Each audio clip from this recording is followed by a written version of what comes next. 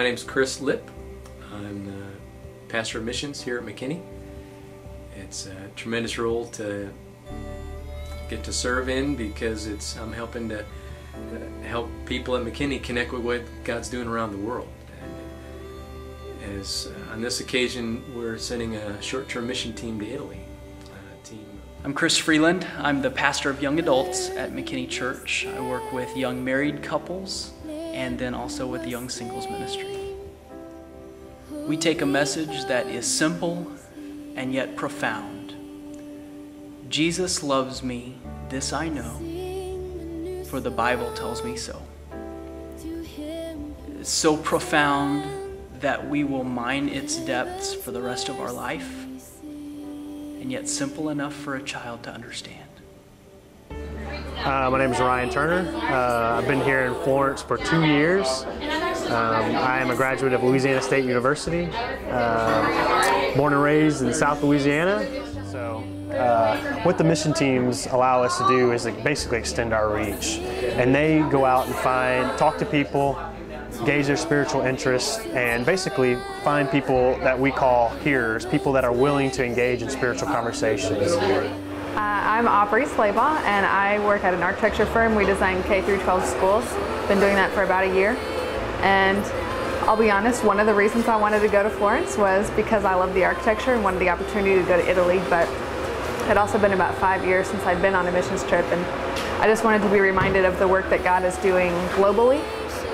And it's because it's so easy to get caught up in our own little circle that we forget what He's doing around the world. So I love the Piper quote.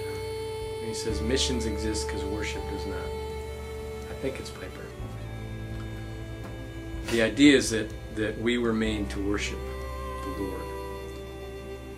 And the greatest command is that it reflects what worship is intended to be, is that we love the Lord our God with all our heart, soul, mind, and strength. That's worship. People would think like, wow, Italy is a Catholic country. It's probably, 95% Catholic. Where 20 years ago, 30 years ago, Italy was about 95% Catholic. Now it's 40% Catholic. And of that 40% Catholics, only 20% attend. Of that 40, only 20% would attend a Catholic Mass. And of that little 20%, there will be mostly people between 70 and 90 years old.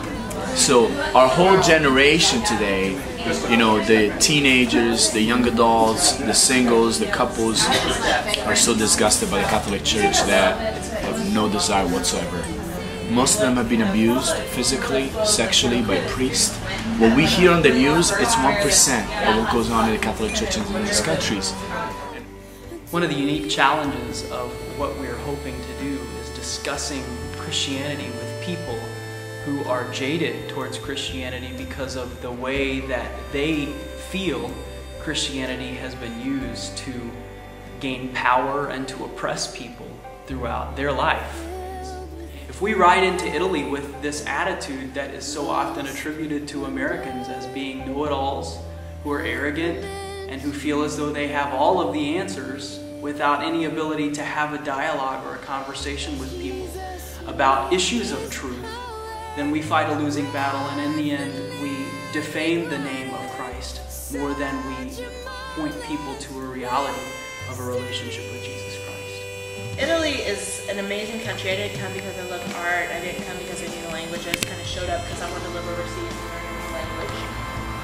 But when I got here and I started going to galleries, painfully walking through them for hours because I don't enjoy that, I started discovering that Renaissance art, particularly in Florence, Florence is the birthplace of the Renaissance, is really focused on the person of Christ. And so really almost any place you go in Italy, from Milan to Sicily over to Sardinia, and you go in churches, you're going to see paintings of biblical stories, many of them focused on Jesus Christ himself.